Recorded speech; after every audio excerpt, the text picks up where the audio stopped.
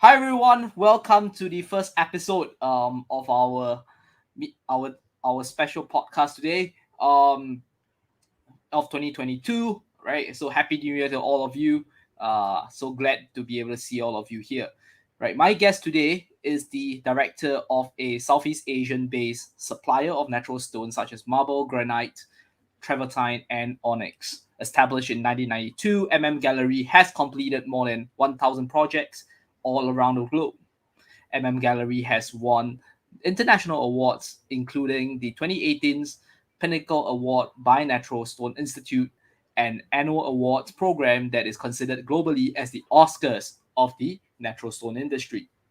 Since then, MM Gallery has gone from strength to strength, investing into new technologies such as marble bending to create special products. Trust me, you'll see some of those later.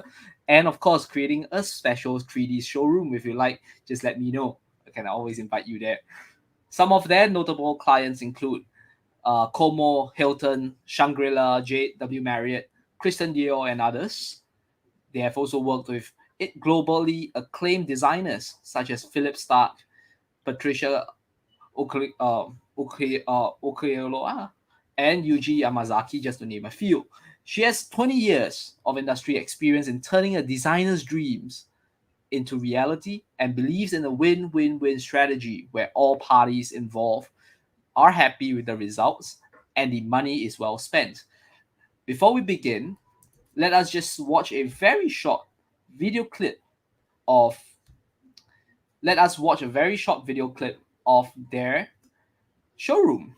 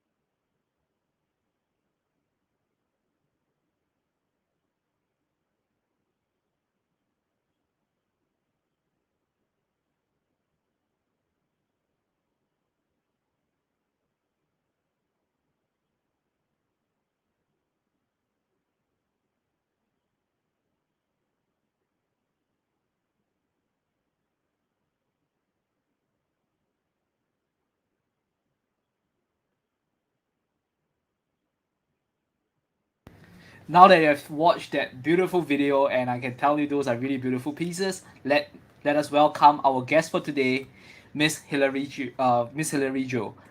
Hilary, welcome to the show. Thank you, Lance, for inviting me. Glad to have you here. And I just heard that you guys just completed show, a exhibition with Jewel Lux at Scott Square yesterday, if I'm not wrong. So Yes. congratulations on that. Um, Thank you. and I think and those were really beautiful pieces, by the way. I was just wondering, how did you guys actually manage to do that? It's really beautiful. I mean, I've never seen stone being bent to that kind of degree. I've never seen stone carved with such precision. So how did you guys do that? So actually, the banded marble technique, we call it, was invented in 2017 by our R&D department. So we've been researching it for the past 10 years, and we spent Wow. 2 years trying to apply it. Because it turns out that stone has something called a bending strength, which means that some stones can bend up to a certain extent. Wow. We noticed that when we cut from blocks into slabs, right? Certain marbles seems to wobble when you Mm-hmm. slice it. So we figured out, okay, let's see what happens when you slice it thinner to about Okay. 2 mm, and whether we can bend it or not. And it actually bent. So there's actually a lot of workmanship, research, and also structural integrity Cool. involved. And you have to really know the stones well enough. So the ones who can actually bend the stones are our craftsmen who have been doing this for the past, at least for the past 20 years.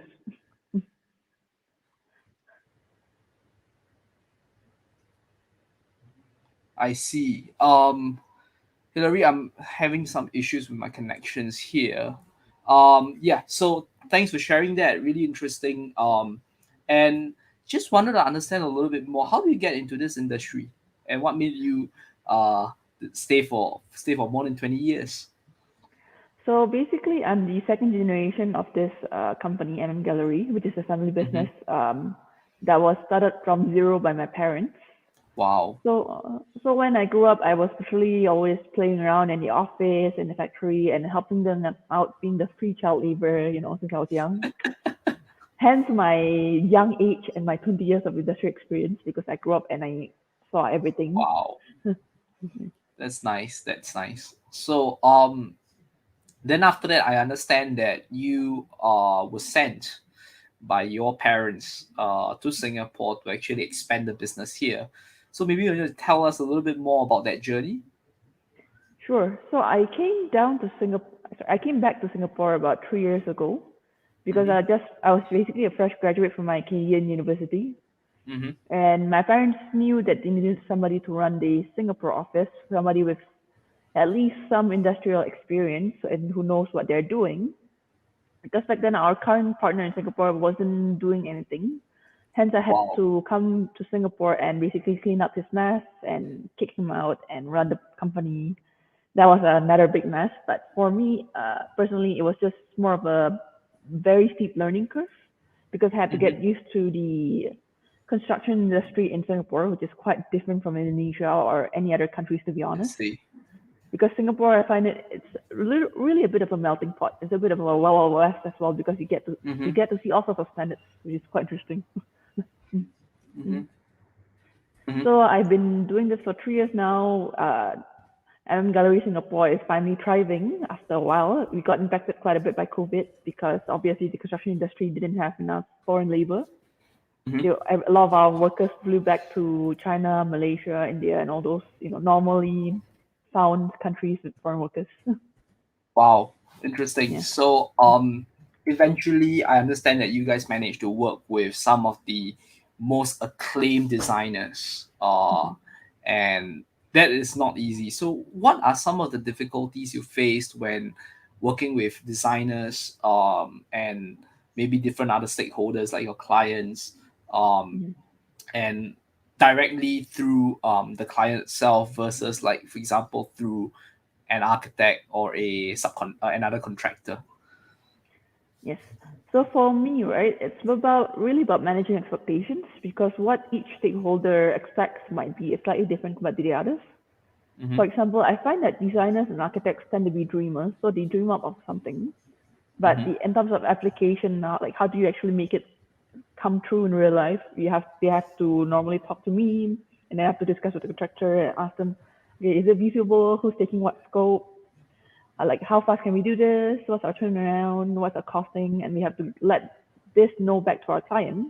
So our Mm-hmm. client, if they like the dreams from the architects and designers, they have to know the cost of it, and we try to manage both. Wow. Hi Sabrina, glad to see you here. Yeah. Feel free. By the way, guys, if you have any questions for Hillary, please feel free to just add them here. Hello, Gavin. Nice to see you as well. Um, so anyway, Hillary, I understand that we actually have so how we met. Actually, funny story was through a networking event, and by the way, if you want to, by the way, we actually meet up every week on Wednesday mornings. So if you guys want to have a chance to learn more from Hillary about what she does, feel free to join us every Wednesday morning. Just PM me the for a invitation. Then we will discuss and see whether you are right fit for the room. Um, on top, so let's back to that main topic itself, Hillary. I see that you guys have managed to actually bend marble, and is that the only stone that has been able is actually able to bend into different shapes? And I think I have seen you in a marble cap before, which is really interesting. So is marble the main stone that you guys are able to bend, or is there other kinds of stones that could be bent as well? Actually, in general, what we bend the most end up to be onyx, because onyx Okay. is actually a stone that's very high in crystalline components. So it's a Mm-hmm. bit like glass. When it's formed as well, it's only formed in certain areas, and Mm-hmm. we notice that it's quite dense. So in general, the denser the stone is, the more you can bend it. So that's why most Mm-hmm. of the pieces that you see in my background, which is my showroom, Wow, uh, most of the beautiful. furniture, most of the furniture inside are actually onyx that we bend. But we can Nice. also bend marble, granite. We even managed to bend schist, which is actually one of the oldest stones on Earth. So like schist is basically very, very condensed granite that's been there for at least about almost a billion years old. Mm. Wow, Yeah. that's interesting. So That's the but that's, it's yep. it's really based on the structural integrity of the stone. So some stones they don't really work well with bending because they crumple Mm-hmm. like that. And if Mm-hmm. they're too young, like limestones and all that, they just tend to crumple to dust when you try to bend, or even slice in, to be honest. I see. I see. Interesting. So, from your many years of experience in this industry, I mean, more my previous guests have mainly been in technology, and I also understand that you guys have a very interesting virtual showroom that I will just share the link to. So, friends, if you'd like to visit from overseas, everyone is talking about the metaverse. Feel free to click on that link, go there and check it out, and you will be able to see some of the special pieces that are something that those are some of the special pieces that you will be able to see within the showroom. I believe, right? And so I understand. So back to the different exhibitions. I understand that last year one of the special exhibitions that you had was with a designer from Singapore by the name of Nathan Yong. So how did you get to chance upon that, and how did you find it? How do you see the growth for your company based on that exhibition itself? Okay, thanks for asking that question, Lance. So basically, when we came up with this showroom, we realized that Bennett Marble was going to lean towards the furniture art section of the industry. Mm-hmm. MM Gallery has actually been doing furniture, like producing furniture out of rattan and natural stones for the past 33 years. But we Wow. just never really like advertised it because we've been like the high-end OEM for a lot of brands in US and Mm-hmm. Europe. But recently, for example, like we did Dior, we are supplying Dior stores in across Southeast Asia. Wow. So any of the stoneworks in terms of like engineered quartz or even natural stone are all done by MM Galleri. So Nathan Yong got to know us because of my office's our new Singapore's office presence in the market for about 3 years.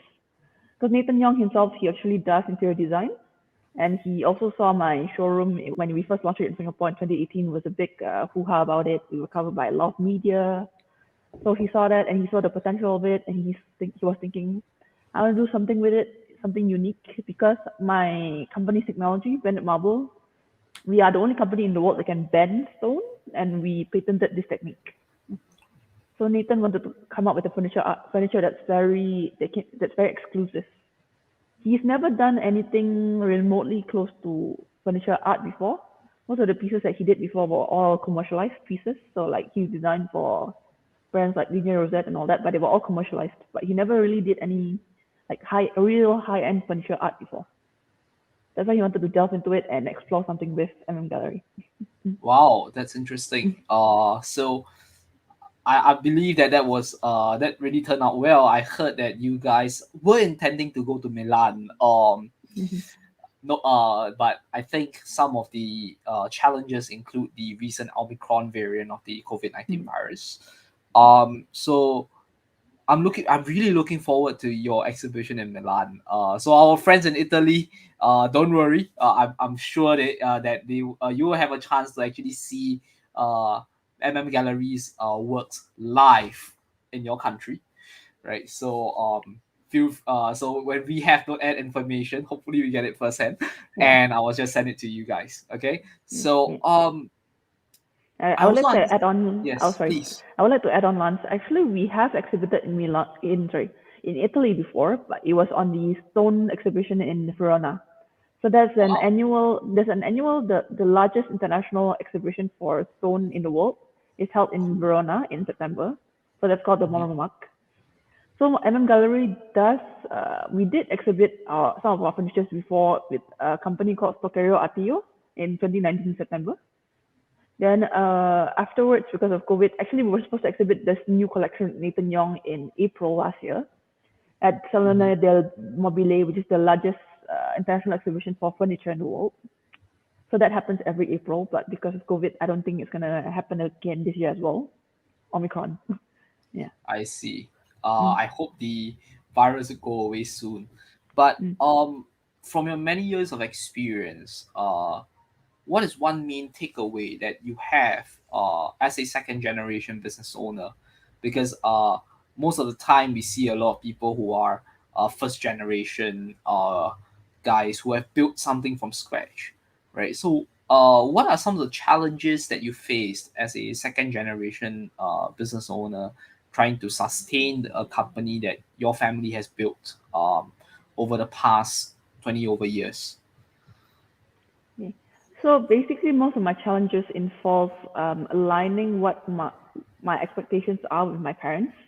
Thankfully, we are mostly aligned. We see that the this marble industry in general, it's a cash cow basically. Like it's still gonna go quite well, but it's not gonna do as well as before because back in the early 2000s, early 1990s, a lot of people were making a lot of money in, even though they were doing it in a very random way. They were just whacking any project that they could get.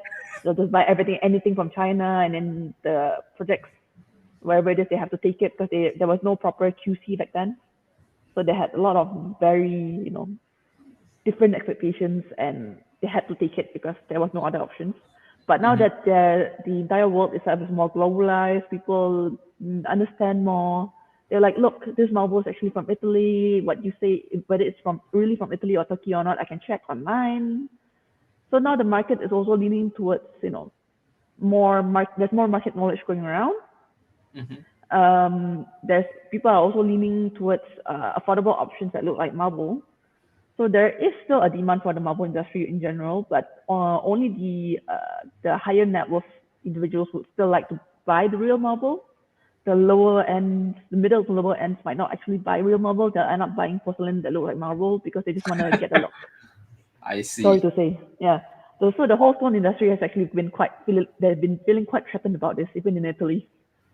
Wow. So Mm. there's been a lot of shakeup going on recently. Yeah. So So for my family, like we see this as like, look, we've been doing this for the past 32 years. We're still gonna continue because it's already been ingrained in our blood.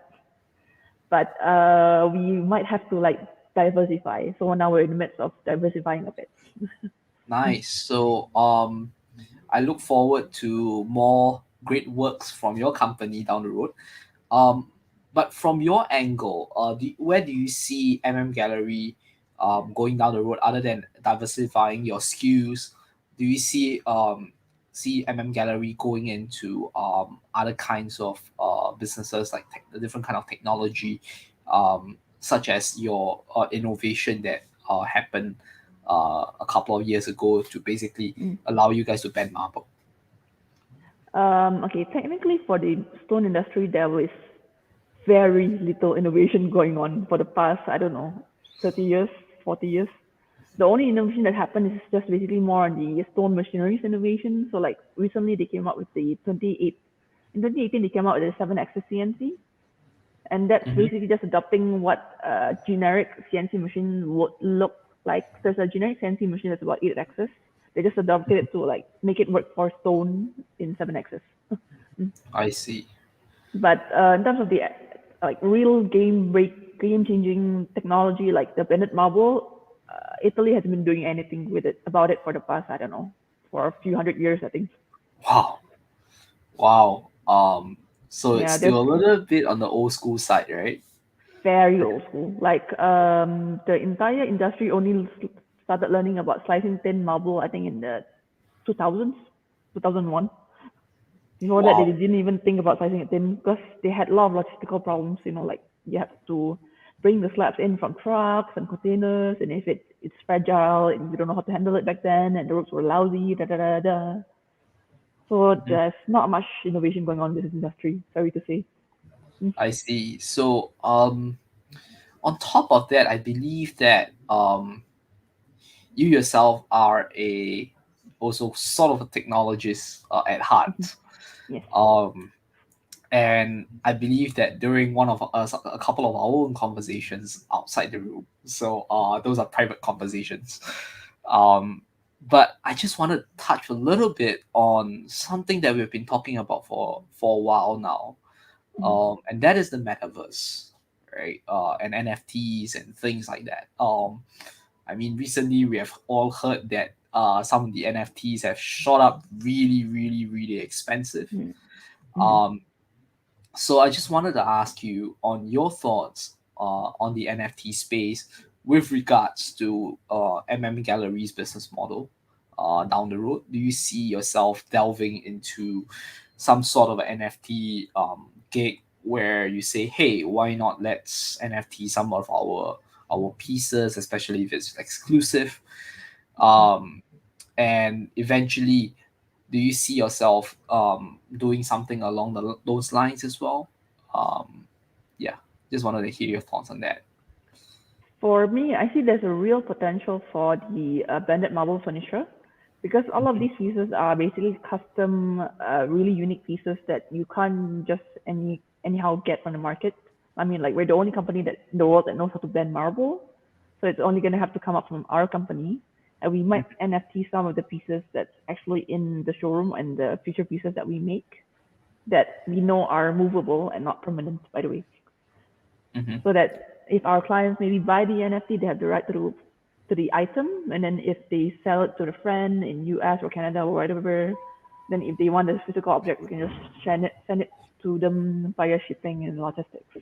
Wow, that Mm. that I think that will be a very revolutionary use of that technology, and I'm looking forward to buying some of those NFTs when you mint it to let me know. Mm. Uh put us on our whitelist.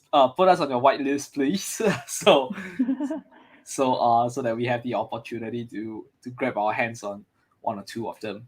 And I understand that there's a lot of so now that you have seen banded marble furniture and all these being really collectors items, right? So it's really like, hey, um I want to get something and from marble or onyx or a precious stone in general, and it becomes like a collector's item, which is pretty much art rather than something that is, say, a typical a marble table is just different, right? So um typically I see that some people are coming you can see some of those normal um furniture stores, they're selling quote unquote stone top tables.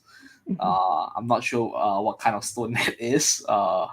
Yeah, but how do you see those going down the road, or would you still say that marble is still has a much better quality compared to those kind of items that we usually see off the shelves?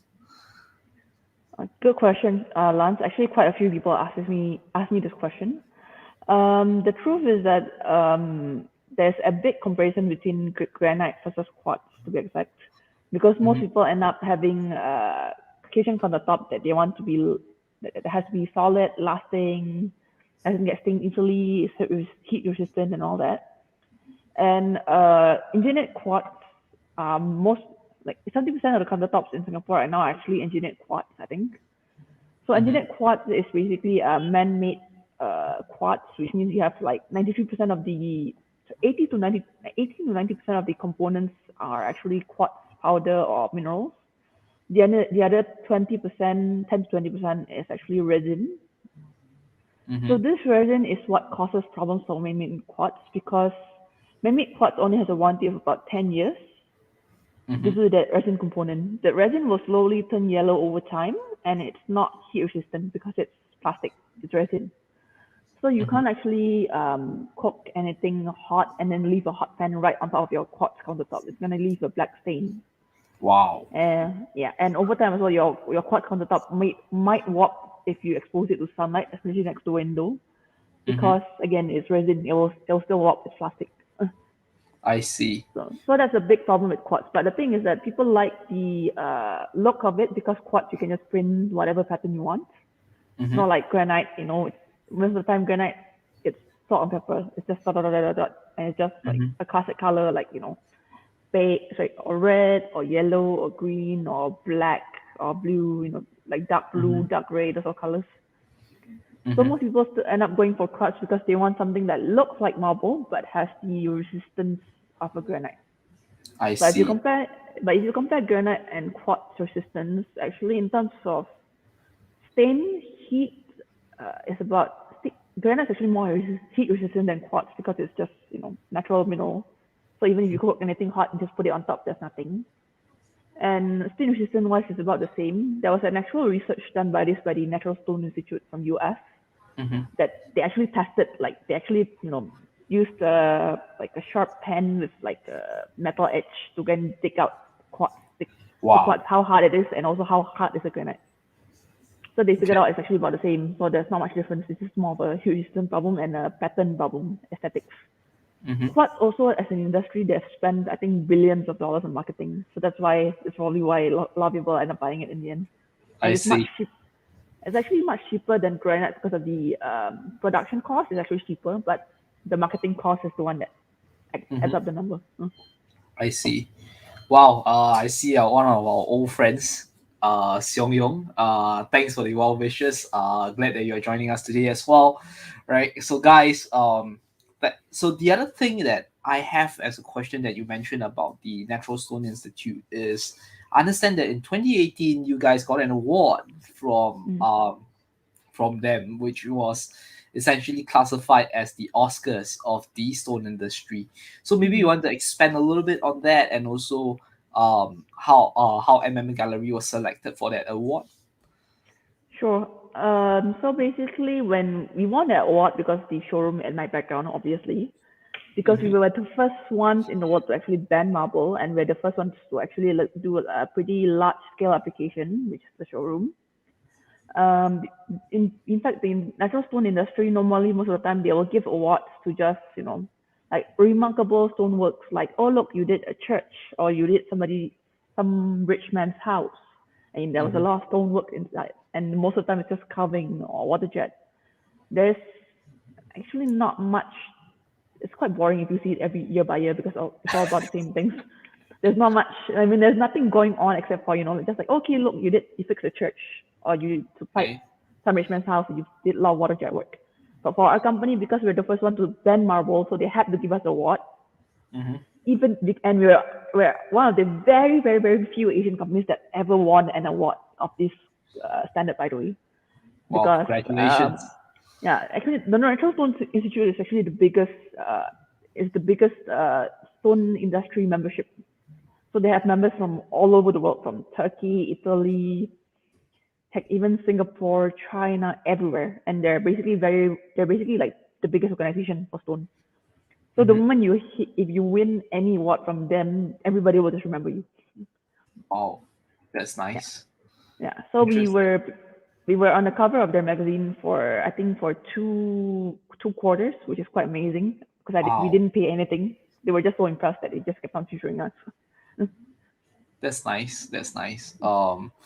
So congrats on that again. Right. So then the other thing is another thing that I wanted to ask you is, I remember when we spoke, you mentioned that you also do the works of good class bungalows here in Singapore. So for Mm. our friends from overseas, what GCB means is it has to be at least, if I'm not wrong, 15,000 square feet, Mm-hmm. right? And it has to be in certain what we call prime locations, right? Such as Nassim Road. So if you come to Singapore and you ask any um ask a Singaporean, they will typically tell you it's somewhere around the Nassim Road area, or maybe around Rochelle Drive. Mm-hmm. Some of the more central areas, right? So and those typically cost upwards of $20 million if you are going from a fire sale. We've seen one that is up for sale recently for 60 over $1 million. Mm-hmm. So how do you get in touch with those ultra high net worth individuals who actually own those GCBs, and would like you to help them with some design slash supply work? Okay. So basically, right, for construction itself, it takes a while for your company's word of mouth to get around. Mm-hmm. Reputation is very important. Thankfully, MM Gallery wise, we have been in Indonesia for the past 3 years, and some of our clients there actually overlap because they have penthouses here, they have houses here as well. Then we deal with them. We've dealt with them before in Indonesia, so they trust us. And if they like, even if they're expats, if they have an Indonesian friend, and they can just check like who's this MM Gallery in Indonesia, it's quite obvious because we are very strong in Indonesia. I think we're the number one player there. Mm-hmm. So all of my clients, they're already in this high net worth social circle. Mm-hmm. So they will introduce me to some of their friends here. And for me as well, when I'm dealing with really, really good architects in Singapore, like Woha and Archaeology and all these. So these are architects that's well known to do landed homes for high net worth individuals. Mm-hmm. And they only want the best and they have the budget. And the contractors who can fulfill these sort of jobs are also quite limited in Singapore. Mm. So once I get into that circle of, I know the architect, I know the client, and I can help the client to speak to the architect, or vice versa. I can even recommend to the client, look, you need an architect and I get a contractor. I have the contacts. You can look. You can just ask me. Trust is also quite another key important thing because in MM Gallery we're very well known to just what you see is what you get basically. Mm-hmm. Unfortunately, the stone industry is quite shady in a sense because some people they show you A and then they actually send you B in the end, which disappoints a lot of people, Wow. right? Yeah. Mm-hmm. So So it's this is about yeah, yeah.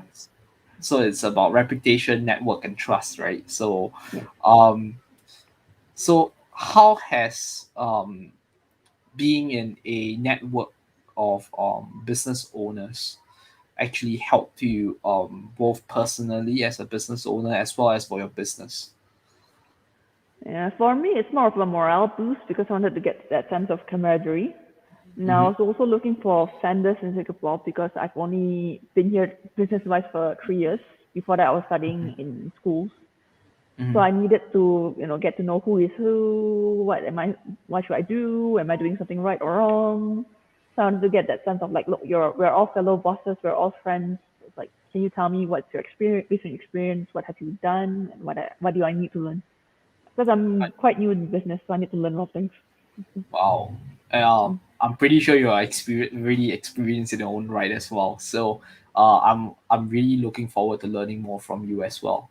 So but indeed it is about that, that mastermind group, or that or some people like to call it the alliance, right? Where people share freely, people share are willing to help each other within that alliance, and having allies on your side, right? I guess that's what you're looking for. Hmm. Wow. So guys, if you want to have an ally like Hillary on your side, right? She's just really humble. Actually, she's really experienced in business. So she's just being humble. So if you want allies like Hillary on your side, right? Just to let you know again, we meet every Wednesday to exchange ideas. Um, and if you want to be part of that room, right, do PM me.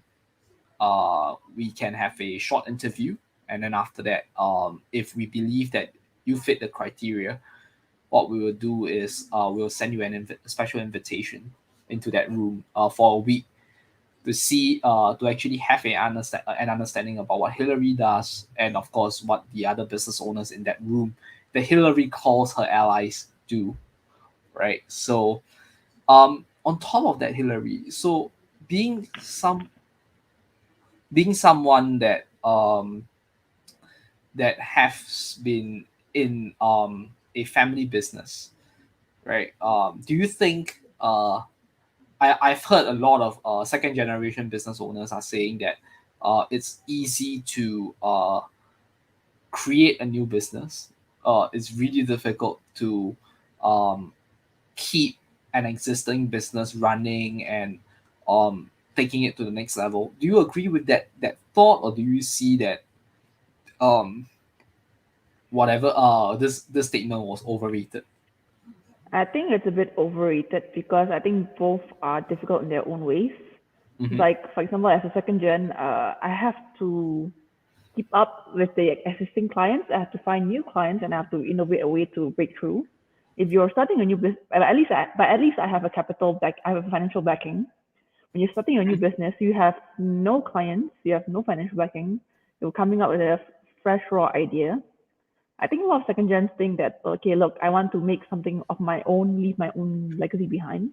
Mm-hmm. But it doesn't mean that you need to just forget your existing legacy that's Mm-hmm. being given to you by your family. Yep. So I think that they both have their own shares of difficulties, but keep in mind that most of the time, most businesses that are new, within 90%, 95% of them collapse within 5 years. So Wow. it's quite hard to actually sustain an existing business. I mean, sorry, to run a new business Mm-hmm. nowadays. Agreed, agreed. Now, especially now with technology and a lot of people, when I speak to a lot of entrepreneurs, they tend to say, "Hey, I want to get into technology," right? And the problem with technology is you can scale up really fast. It can go Hmm. really this way, or Hmm. it can go this way. It can go south really fast as well, right? Because technology really changes within within a very short span of a few years. So so as having been in business for a while now, right? Maybe just before we wrap up the session, I understand that you have you need to head off soon, right? Before I just wanted to wrap up. Just as a wrap up question, what is one key takeaway, right, that you had throughout your years helping your parents run a business, and now running the Singapore business for your family business for MM Gallery, um, for over those these 20 over years. Mhm. My key takeaway would probably be work hard, play hard, and always keep innovating. Always come Mhm. up with new things because there's like a thousand ways to play with something. Like now we're doing something new as well with stone, but it's adapting a technique from the jewelry industry into the stone industry, which has never been done before. So I'm just adopting something that was already there in the jewelry industry for the past 200 years, but nobody's been doing that for stone. So something new. Mhm. I Mm. see. So a lot of try to innovate, not just there's no need to as in not just in terms of just the technology itself, but sometimes business models and what has been done in other industries, and try to apply that to your industry to create a new form of impact. Can I Mhm. right? So Hilary, thanks for joining me once again. Despite a busy schedule, I know it has been a really hectic week for you, right? Mhm. So again, congratulations on your recent completion of your exhibition. I'm sure we will have an opportunity to see more of those, right? Those beautiful works of yours, and looking forward to catching up with you soon, right? Ladies and gentlemen, thanks for joining us today, right? A replay of this video will be available on Facebook, LinkedIn, and YouTube, right? We'll be also sharing this on Twitch tomorrow. So I look forward to seeing you there as well. Right.